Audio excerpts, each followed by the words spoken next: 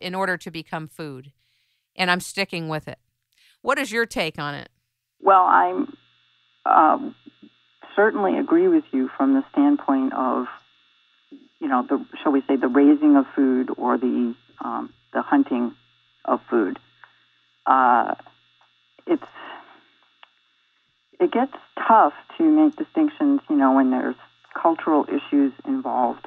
However, I think in the case of I hate to say in the case of Japan because we're talking about we're in Japan right now. Not all the people in Japan. Yeah, no, I understand. I understand we're talking about the fishing industry in Japan with regard to the context of the uproar that's going on, the upset that's there. Well, this is my take on it. We don't understand our world. We do not understand the animals in our world, and we do not understand the balance and the harmony of the wheel of life. Our decisions, and I'm saying our from the standpoint of those, who are actively doing these things, are usually decisions that are made from a concept of total self-focus rather than an external focus of harmony. And that's creating major problems for our ecosystem, which is on the verge of collapse. And I don't think people really understand that. They have proven, dolphins in some ways are the wolves of the sea. They are part of the predator chain. And they have proven with respect to the wolves of the land, scientifically proven, that if you remove the predator from that chain of life, you then create a major imbalance which has a cascade effect down the entire system. In the case of the wolves, when they took the wolves out of the environment, the grazing animals began to overgraze everything, thereby eroding the entire environment, which then the populations of many species of animals plummeted because there was not quality of life for them. That's very interesting. I never thought of that. So that's beyond the moral issue, which I don't think that it's appalling to think of herding dolphins into a cove and then just mass slaughtering them, especially when dolphins have consistently rescued people. When people have been drowning, dolphins have come along and assisted them to shore. They've done this to babies, to pregnant dolphins. Terrible. Terrible. It's a blot on another blot on our books. But we can change it. And our people, the Japanese people, for example, many of them did not know that this was happening. It's simply a lack of awareness. And, the place where I think it needs to change and can be most quickly applied is actually with our children. Talk about that. That's interesting. I don't have children myself, but I have seen children respond very quickly to an understanding. First of all, they're very open to that the world is a beautiful and magical place, that you can talk to animals and have an interaction with them. That gets drilled out of them, shall we say, by our culture over a period of time.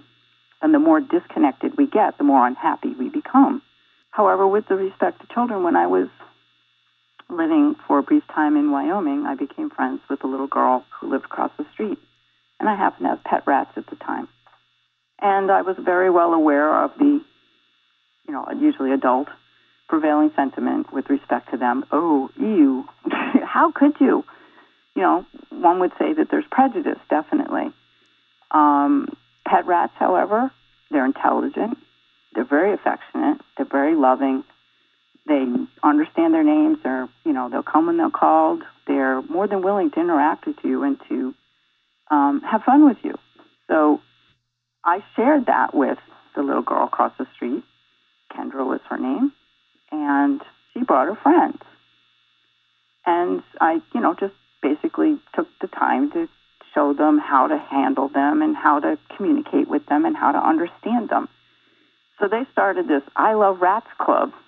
And the next thing I know, Kendra, she had to give a talk at school, on, what she loved the most. And she gave a talk on why she loved rats and, why they were misunderstood by people. And I thought, wow, she's 6, But it's so easy to teach something positive. And I was informed by her mother that I was invited to her birthday party. I was the only adult I was told that was invited. That's so sweet. It was. And I went, and they were doing these, I don't know what they're called, but you pour this goop onto a cookie sheet into shapes, and then you bake them, and then you can stick them to your window. And the big thing at the time was Smurfs, but the kids didn't want to make Smurfs. They made me draw rats on the cookie sheet and bake so they could stick them on their window.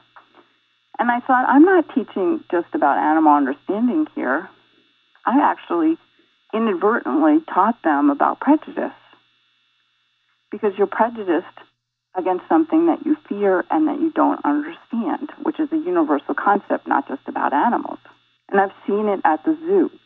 When I go to the zoo, which I go to support the animals, because they are animal ambassadors and they deserve our support. They work hard at that.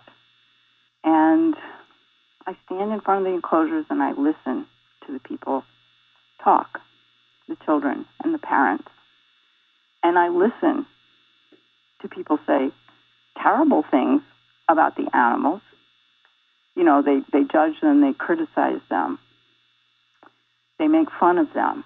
I mean, not everybody, of course, you know, or they just stare at them. There's no real connection. And that, of course, is passed along to the children. I mean, I watched in the New Orleans Zoo, there was an enclosure with a mother jaguar and her cub, who they'd just been fed lunch. And it was the type of enclosure that has the glass, so they're literally right there. And the two young boys, probably about 7 or 8, were taunting the cub, who was eating his meat right up against the glass, tapping on it, you know, making noise, etc. And the mother is watching this. Doing nothing, I imagine. She was doing nothing. The mother jaguar kept rushing the glass, hissing, you know, attempting to protect her cub from what she viewed, rightly so, you know, as, you know, potentially harmful activity.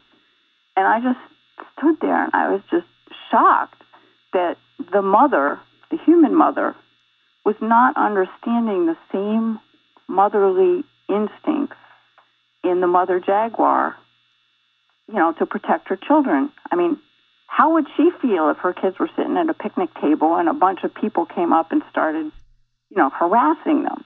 I don't think most people get that animals are sentient. That's the first paradigm that's off with this whole thing. I've been at Santa Monica Beach and Malibu where I've watched little boys run up to seagulls and start kicking them, and the parents do nothing. Right. Nothing. Unbelievable. Well, but the parents weren't taught to do something. But see, you can break the cycle, I believe, by teaching it, you know, in schools. If I had, and that's why Jane Goodall's Roots and Shoots program is so wonderful, because that's where she's approaching it from. Tell us what she's doing. Well, my understanding of what she's doing is that she's teaching those type of educational programs. She's getting children involved in connecting with their environment, having projects, things that they can do, which, of course, is an educative process. And she's understanding that, you know, the little shoots that you cultivate grow up to be, you know, the next generation. And if that next generation has an understanding that we're all part of this and we're all connected and, you know, we're either all going to succeed together or we're all going to go down together. And you can do that with children. And they'll take this home and maybe they'll shift, you know, things at home as well because, you know, things can change that way as well. That's a great program. I would imagine that's going to be a very helpful program for kids. I have tremendous respect for Jane Goodall and how she's chosen to broaden her message to attempt to make a real difference in this world. I love the work that you're doing, and I'm so happy that you're out there. Is there anything else you'd like to say? I think that the animals would like everybody to know that they are present and that they are an untapped resource from the standpoint of